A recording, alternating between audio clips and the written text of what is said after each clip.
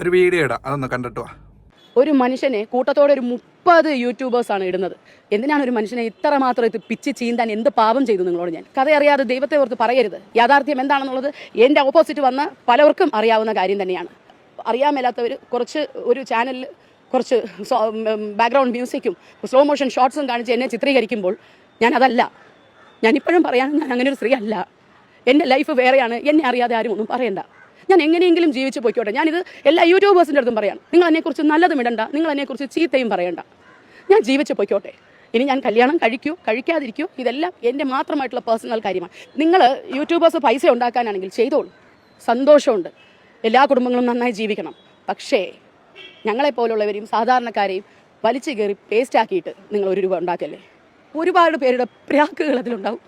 നിങ്ങളത് മനസ്സിലാക്കണം. കാരണം ഇവർ തരുന്ന തംബ്നെയിൽസ് എന്ന് പറഞ്ഞാൽ, ഞാൻ ചോദിക്കട്ടെ, എൻ്റെ മകൻ 9 പഠിക്കുന്നു, ഇൻസ്റ്റ എടുത്ത് സ്ക്രോൾ ചെയ്യുമ്പോൾ ഈ പിള്ളേരിരുന്ന് പറയുകയാണ് തുണി മാറുന്നത് പോലെ ഭർത്താക്കന്മാർ മാറുന്നു എന്ന് പറഞ്ഞു കഴിഞ്ഞാൽ ഞാൻ അവരോട്, നിങ്ങൾക്ക് നാളെ മക്കളുണ്ടാകത്തില്ലേ പിള്ളേരെ? നിങ്ങളൊരു അമ്മയുടെ വയറ്റിൽ നിന്ന് തന്നെയല്ലേ ഉണ്ടായി വന്നത്? എന്ത് പറഞ്ഞാലും കുറ്റങ്ങൾ മാത്രമേ ഉള്ളൂ. വന്ന് നിന്നു, സംസാരിക്കുന്നു, ലിപ്സ്റ്റിക് ഇട്ടേക്കുന്നു, ഫേസിൽ മേക്കപ്പ്, ഒരു സാധനം ഇട്ടിട്ടില്ല. നിങ്ങൾ കണ്ടോളൂ. കാരണം ഇതൊക്കെ നിങ്ങൾ പറയുമ്പോണ്ടല്ലോ മാനസികമായി ഉണ്ടാകുന്ന വേദനകൾ ക്രൂരമായ രീതിയിലാണ്. Hello welcome back to another video. Is me Anwar Shah. അപ്പം നമ്മുടെ പുതിയൊരു വീഡിയോയിലേക്ക് എല്ലാവർക്കും സ്വാഗതം. പ്രിയമുള്ളവരെ, കുറച്ച് ദിവസമായിട്ട് ചെയ്യണമെന്ന് വിചാരിക്കുന്ന ഒരു വീഡിയോ ആണ്. അതപ്പോൾ ഇന്നാണ് സമയം കിട്ടിയത്. പിന്നെ നമ്മുടെ രേഖ എന്ന് പറയുന്ന സീരിയൽ നടി, അവർ നേരത്തെ ആ വീഡിയോ ഞാൻ ഇവിടെ വെക്കാം. മുഖ്യമന്ത്രിക്ക് ഒരു വീഡിയോ സന്ദേശമായിട്ട് ഒരു പരാതി അയക്കുന്നുണ്ടായിരുന്നു. അതായത് ഇവർക്ക് സൈബർ ബുള്ളിങ് ഏൽക്കുന്നു എന്നാണ് പറയുന്നത്. അതായത് 10-30 വരുന്ന യൂട്യൂബർ, ഞാൻ അങ്ങനെ ഏത് യൂട്യൂബേഴ്സ് ആണെന്നുള്ളത് അറിഞ്ഞൂടാ, അവരെ നിരന്തരം ഓരോ കാര്യങ്ങൾ പറഞ്ഞ് ഹരാസ് ചെയ്തുകൊണ്ടിരിക്കുകയാണ് എന്നാണ് അവർ പറയുന്നത്. അപ്പം അതിനെക്കുറിച്ച് ഇപ്പോൾ ഒരുപാട് ചാനലുകാരെ ഒത്തിരി ബൈറ്റുകൾ എടുത്തപ്പോൾ ഉണ്ട്, അതെല്ലാം മെയിൻ സ്ട്രീം മീഡിയ വരുന്നതുമുണ്ട്. അപ്പം സമ്മിശ്രമായ ഒരു പ്രതികരണമാണ് ഈ വീഡിയോസിൻ്റെ എല്ലാം കമൻറ്റ് ബോക്സുകളിൽ നിന്നും നമുക്ക് കാണാൻ പറ്റുന്നത്. അതിലൊന്ന് 2 കമൻറ്റ്സ് ഞാനിവിടെ വായിക്കാം. അതിന് മുമ്പായിട്ട് ഈ സത്യഭാമ ഉൾപ്പെടെയുള്ളവർ ഇവർ ഈ പറഞ്ഞതുപോലെ, നമ്മുടെ കലാമണ്ഡലം സത്യഭാമ ഉണ്ടല്ലോ, അവർ ഒരു പോസ്റ്റ് ഞാൻ കണ്ട്, ഇവർ ഈ പറയുന്നത് പോലെ തുണി മാറുന്നത് പോലെ ഭർത്താക്കന്മാർ മാറുന്നു എന്നൊക്കെ പറഞ്ഞ് എഴുതി വിട്ടത്. പിന്നെ അവരെല്ലാവരെയും നല്ലത് പറയുന്നത് ഞാൻ കണ്ടിട്ടില്ല, അതുകൊണ്ട് അവരുടെ വാക്കിനെ ഞാൻ എടുത്തതുമില്ല. അപ്പോൾ നമുക്ക് എന്തായാലും ഈ വീഡിയോസിനടിയിൽ വന്ന കമൻറ്റുകൾ, യൂട്യൂബേഴ്സിനെ കുറ്റം പറഞ്ഞുകൊണ്ട് ഒരുപാട് കമൻറ്റ് ഉണ്ട് കേട്ടോ, ഇല്ലെന്ന് ഞാൻ പറയുന്നില്ല. സമ്മിശ്രമായ കമൻറ്റുകളാണ് മൊത്തം വന്നേക്കുന്നത്. അപ്പോൾ ഈ വീഡിയോ കഴിയുന്ന 1-2 കമൻറ്റുകൾ ഞാനൊന്ന് വായിക്കാം, അതിവിടെ വയ്ക്കുകയും ചെയ്തേക്കാം. ഇത് പറഞ്ഞ് മുമ്പ് രേഖയോട് പറഞ്ഞ് ഒരു സ്ത്രീ കരഞ്ഞായിരുന്നു.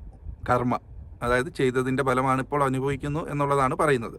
മറ്റൊരു സ്ത്രീയെ കരയിപ്പിച്ചു, കർമ്മ തന്നെ പണി. അത് മറ്റൊരു കമൻറ്റ്. പിന്നെ അടുത്തൊരു കമൻറ്റ് കൂടെ ഞാൻ വെക്കാം.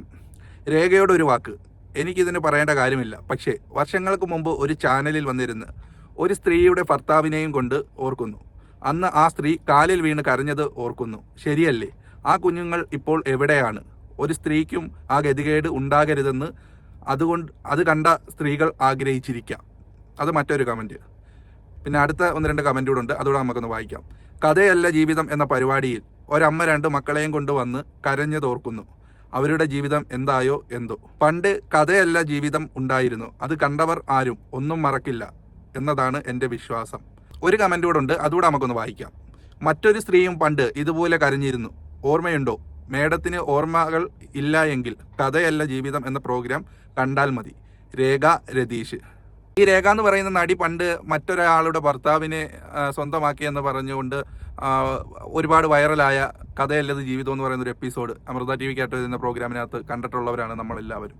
അന്ന് ഈ രേഖയ്ക്കെതിരെ ഒരുപാട് വിമർശനങ്ങളും കാര്യങ്ങളൊക്കെ ഉണ്ടായിട്ടുണ്ടായിരുന്നു. അതെന്തോ ആയിക്കൊള്ളട്ടെ, അത് രേഖയുടെയും അയാളുടെയും വ്യക്തിപരമായ കാര്യം, അവരുടെ ഇഷ്ടം. അതിനകത്ത് നമ്മൾ കൈ കടത്തേണ്ട കാര്യമില്ല. ഇന്നിപ്പോൾ അവർക്ക് മക്കളൊക്കെ ആയി, അവരൊക്കെ വളർന്നു വരുന്നു, കുട്ടികൾ വളർന്നു വരുന്നു. അവരമ്മയെക്കുറിച്ച് മോശമായി ഒരു കുഞ്ഞിനും സഹിക്കാനൊക്കത്തില്ല ഇങ്ങനെയൊക്കെ കേൾക്കുമ്പോൾ. അവരെന്തോ ആയിക്കൊള്ളട്ടെ. പിന്നെ കർമ്മ എന്നുണ്ടോ എന്ന് ചോദിച്ചാൽ ഉണ്ടാകാം ഒരു പക്ഷേ, അതെന്തോ ആയിക്കൊള്ളട്ടെ. പിന്നെ ഒരു സ്ത്രീയെ നമ്മൾ ക്രൂശിക്കാൻ ആളല്ല. അവർ ചെയ്തിട്ടുണ്ടെങ്കിൽ അവർക്ക് അതിൻ്റെ കിട്ടുകയോ അവരും ദൈവവും തമ്മിലാകും എന്നാണ് എൻ്റെ ഒരു കാഴ്ചപ്പാട്. അപ്പോൾ അതിനകത്ത് നമ്മളായിട്ട് അവരെ ക്രൂശിക്കേണ്ടയോ കുരിശിലേറ്റേണ്ടയോ കാര്യമില്ല എന്നുള്ളതാണ് എനിക്കിതിനകത്ത് പറയാനുള്ളത്. അപ്പം ഈ വരുന്ന കമൻറ്റിലെല്ലാം അങ്ങനെയാണ് വരുന്നത്. പിന്നെ ഈ രേഖ എന്ന് പറയുന്ന നടി മുഖ്യമന്ത്രിയോട് പറയുന്നതായിട്ടുള്ളൊരു വീഡിയോ ഉണ്ട്, നമുക്ക് ആ വീഡിയോയും കൂടെ ഒന്ന് കാണാം, എന്നിട്ട് വീഡിയോ അവസാനിപ്പിക്കാം. പ്രിയപ്പെട്ട സർക്കാർ ശ്രീ പിണറായി വിജയൻ സാറിന്, എൻ്റെ പേര് രേഖ രതീഷ്. ഞാൻ മലയാളം സീരിയൽ ഇൻഡസ്ട്രിയിലാണ് വർക്ക് ചെയ്യുന്നത്.